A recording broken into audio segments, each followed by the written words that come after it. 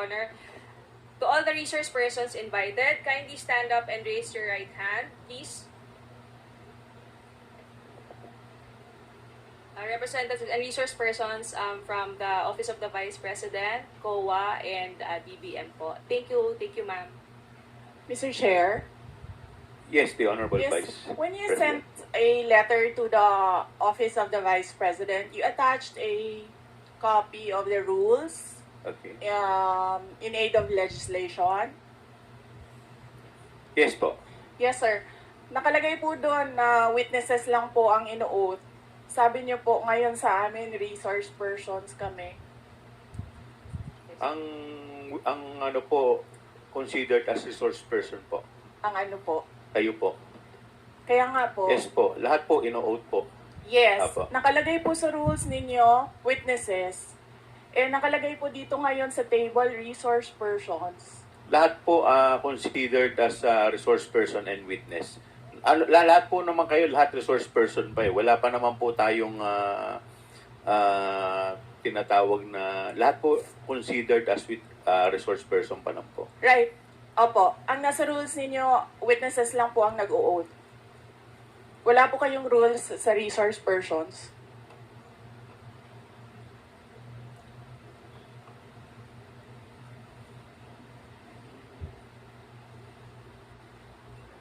Ma'am, ano lang po yun eh.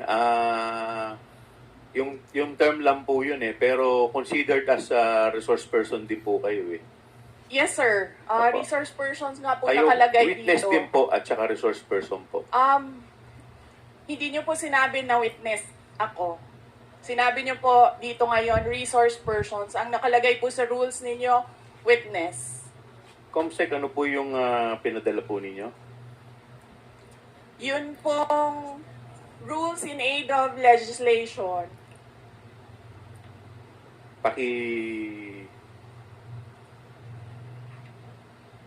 Mr. Chair, point of order.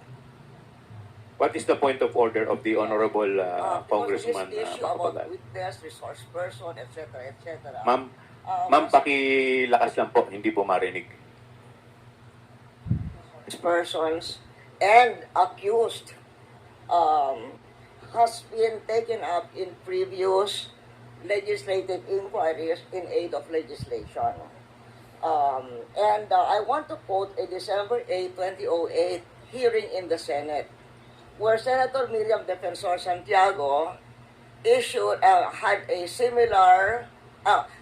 an opinion on a similar situation, but she quoted a Supreme Court ruling. So,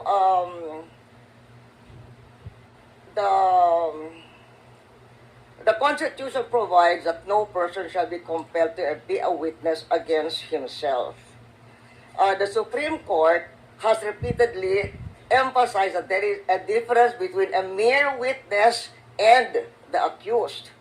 And it can appear from statements and privileged speeches that there is that a person who is the subject matter of an adverse privileged speech is not a mere witness or a mere person of interest, meaning a suspect.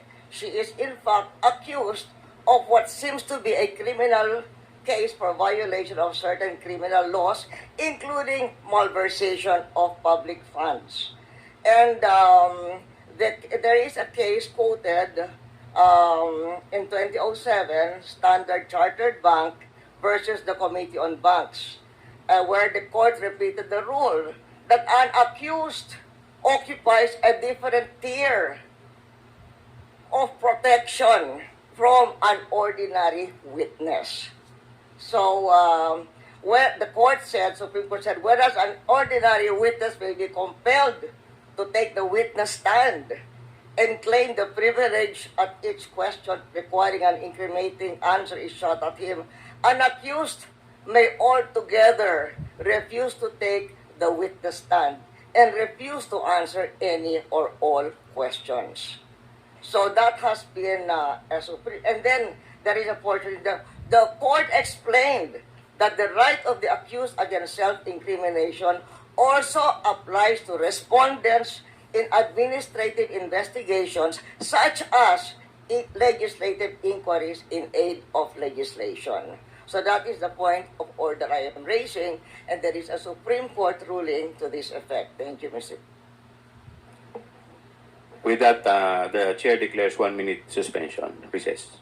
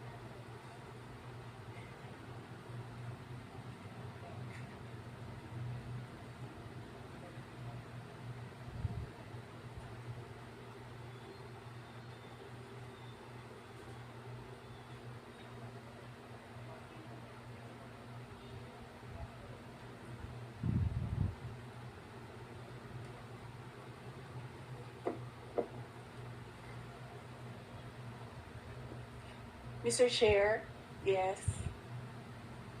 Mr. Chair, Session resumes. Mr. Chair, may I speak? You will be given the opportunity later, Okay. Madam Vice President. In any event, the point of the Honorable Arroyo is well taken, but we will proceed to the oath taking. If the Vice President refuse to take her oath, we will respect that. In the meantime, Comsec, please proceed with the oath taking of the other witnesses. To all the other witnesses and or resource persons, please stand up and raise your right hand, inviting the DBM, the COA, and other staff from the Office of the Vice President, Your Honor. Okay. Please your right hand. Do you solemnly swear that the statements you will give before this committee shall be the truth, the whole truth, and nothing but the truth, so help you God? I do. The oath has been administered, Your Honor. Mr. Chairman. Yes, Congressman Paduano. Of course, you have already ruled with regards to the point of the order being raised by the former president and now representative of Pampanga, Madam Gloria Macapagal Arroyo.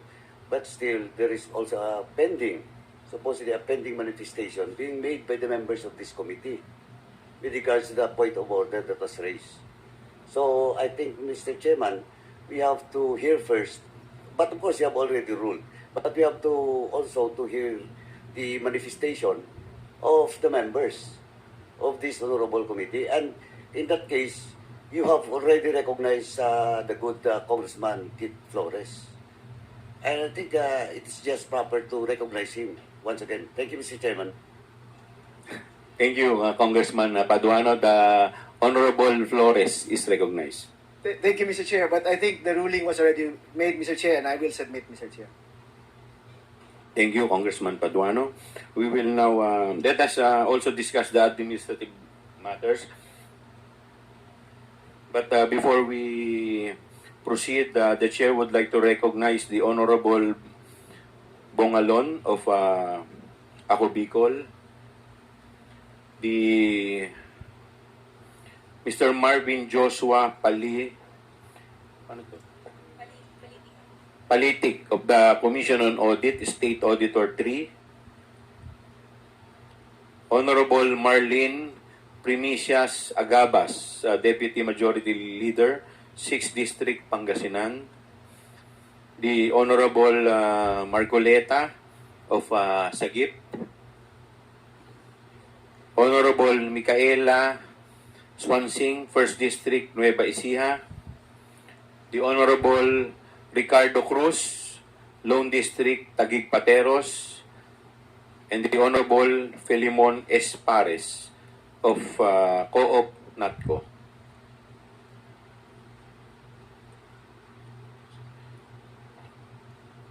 The COMSEC is directed to report to the committee who have invited and who have responded to the invitation.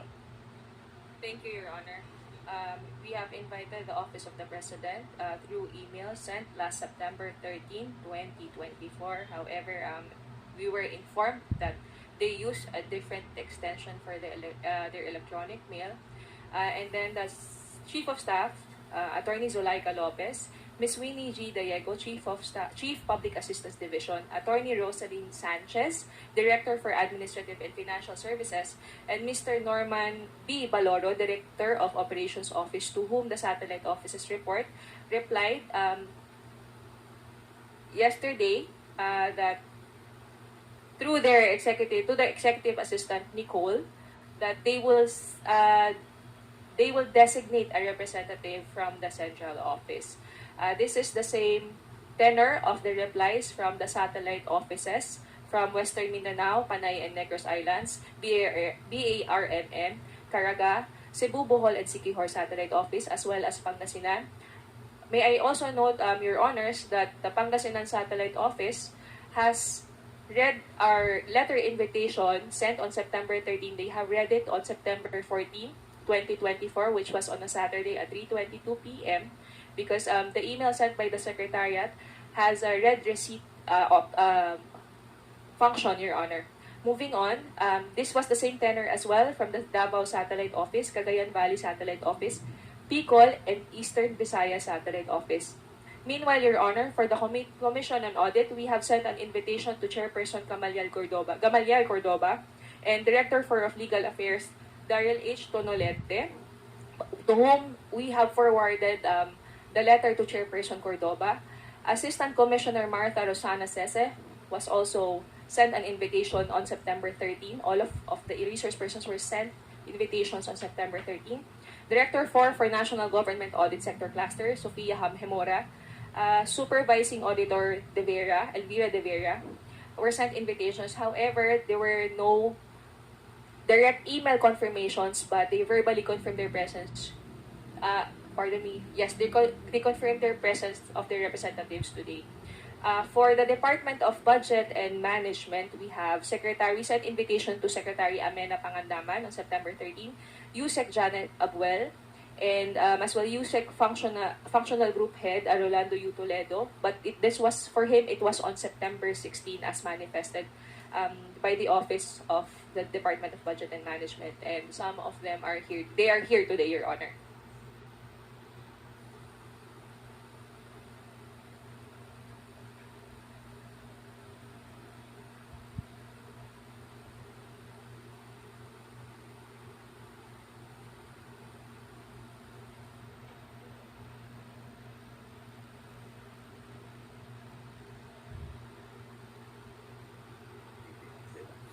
We will now proceed to the... Before we proceed to the interpellation proper, the Chair will recognize the Honorable Vice President for her message. Yes, ma'am.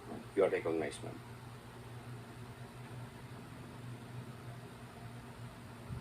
A message, sir, or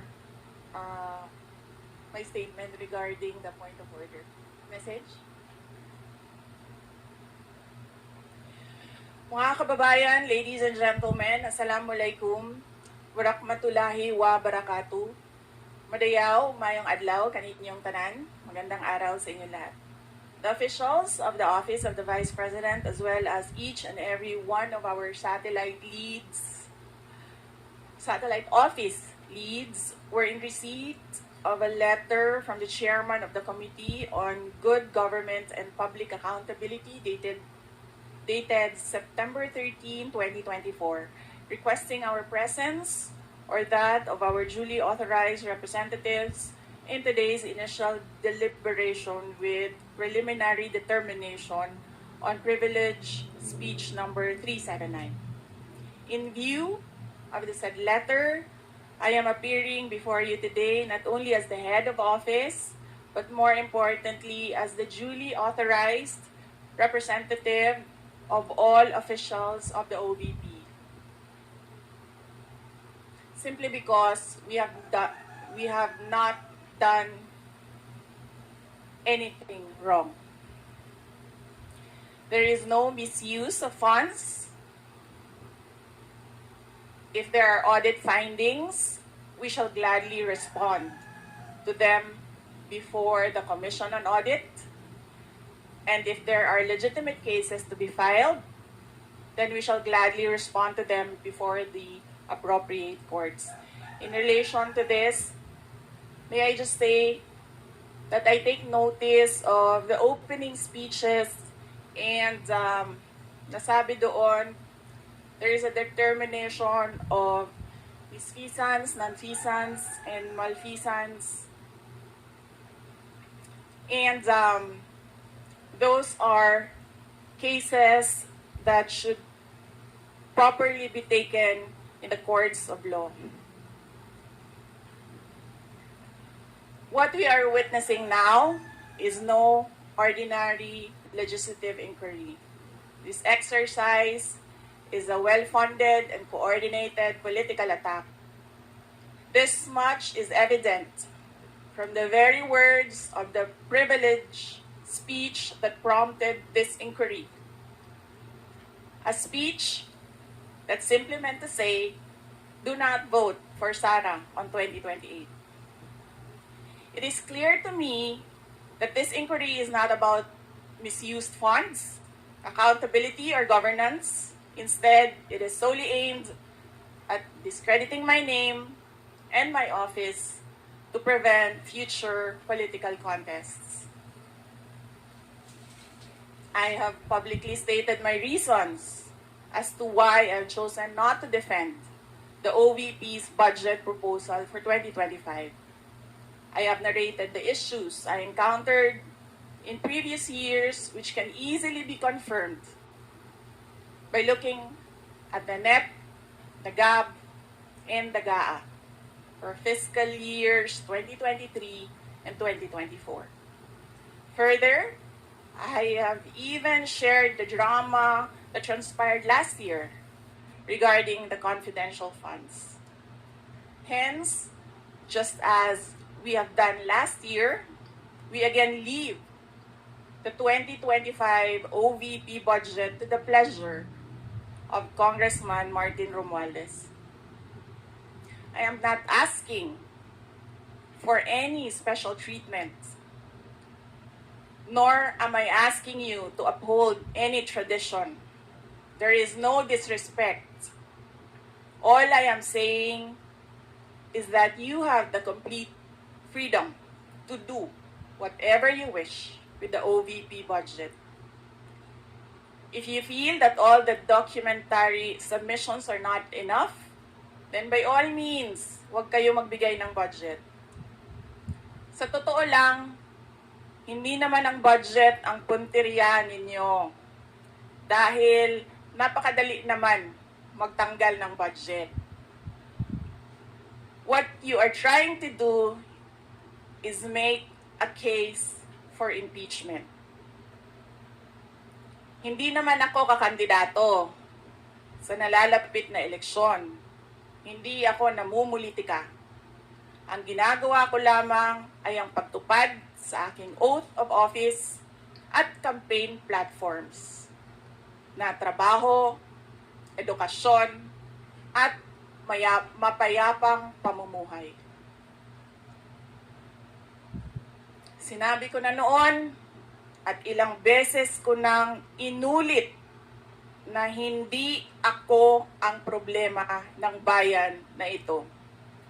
Ang totoong problema ng bayan ay kagutuman, kahirapan, illegal na droga, kriminalidad, terorismo, hindi na sapat na healthcare, kalidad ng edukasyon, kawalan ng plano ng infrastruktura para sa disasters, at marami pang iba.